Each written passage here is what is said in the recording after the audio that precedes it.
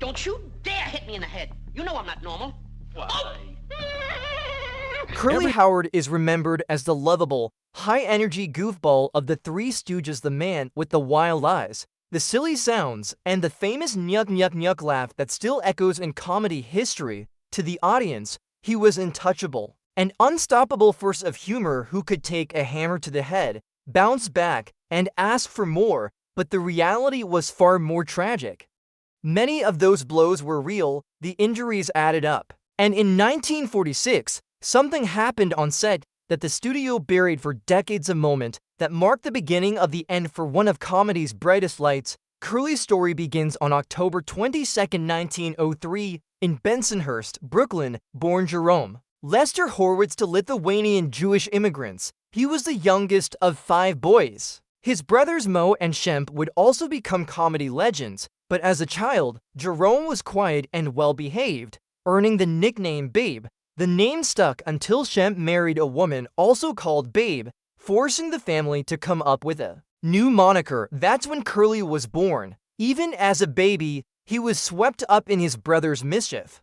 Moe and Shemp once ripped the wheels off his baby carriage, turned it into a makeshift race cart, and sent him hurtling through the streets. Until their parents caught them. It was his first taste of slapstick, though it would be years before it became his career. At 13, his life changed forever when he accidentally shot himself in the left ankle while fiddling with Moe's rifle.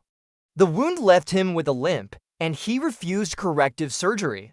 That limp would later become part of his comedic shuffle, but it was born from real pain. Despite the injury, Curly was athletic as a teenager. He played basketball, danced with skill, and could charm a crowd with his singing and ukulele playing. In the late 1920s, he became a fixture at the Triangle Ballroom in Queens, known for his grace and rhythm qualities that would later give his pratfalls and physical comedy an unmatched precision. Before stepping into the spotlight, he spent years in the shadows, watching Moe and Shemp perform with rising comic Ted Healy. Curly studied every beat, every pause, every audience reaction. When Shemp quit the act in 1932 after clashing with Healy, Curly saw his chance. But Healy wasn't convinced Jerome, with his wavy hair and neat mustache, didn't look funny enough. Without argument, Curly walked out, shaved his head completely, bald, and returned. The transformation worked. Healy hired him immediately. 2 years later, Moe led a split from Healy, freeing the Stooges to work under their own name. Signing with Columbia Pictures in 1934, they debuted in Women Haters, followed by Punch Drunks and Men in Black, the latter earning an Oscar nomination. Over the next decade, they filmed 97 shorts in what became their golden era, creating timeless bits like A Plumbing We Will Go and Violent is the word for Curly, but behind the laughs, the job was brutal. The eye pokes, slaps, and head smacks were done for real. Prop malfunctions caused genuine injuries.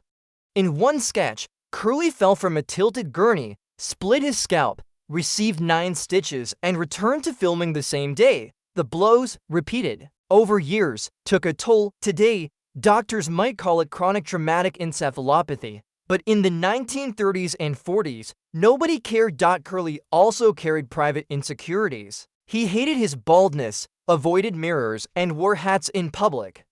He feared it made him unattractive, a feeling that fed into a series of failed marriages and disastrous relationships. His second wife, Marion Buxbaum, publicly insulted him and accused him of never bathing, a false but deeply humiliating claim. Friends admitted that women often targeted him for his fame and money, exploiting his shyness and desire for love. The war years brought relentless touring schedules, with performances for troops layered on top of film work. The pace drove Curly to heavy drinking and reckless spending. He bought and sold houses impulsively, gave away expensive gifts, and often ended up broke despite earning far more than most actors. Moe eventually had to take control of his finances to keep him afloat. By 1944, the change was impossible to ignore. His once nimble movements grew stiff, his timing slowed, and his high-pitched voice turned gravelly. Directors rewrote scripts to reduce his workload, while Mo quietly coached him through lines. Early in 1945, doctors diagnosed him with severe hypertension, retinal hemorrhage, obesity, and dangerously high blood pressure. Still, Columbia Pictures refused to give him time off. From August 1945 to January 1946, a punishing stage tour for the troops pushed him over the edge. He returned to Los Angeles thinner, older, and barely able to work. Then on May 6, 1946, while filming Halfwit's Holiday, everything stopped.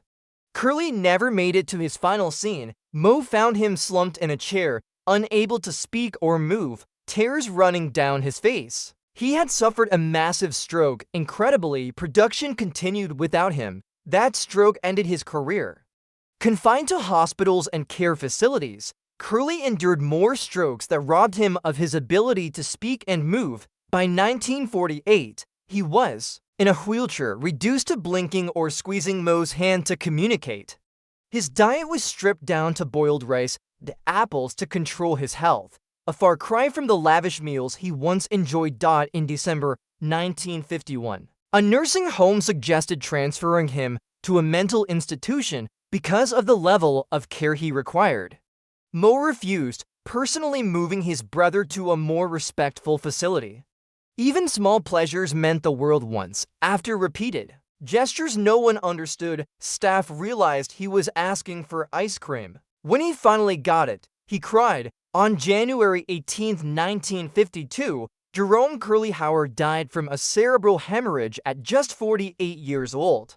The man who had given millions of people joy left the world quietly, without the applause or laughter that had defined his life. In over 100 comedy shorts, he had created a character that would be imitated and loved for generations, but his own ending came in silence, a reminder that behind the biggest laughs, sometimes there's the deepest pain.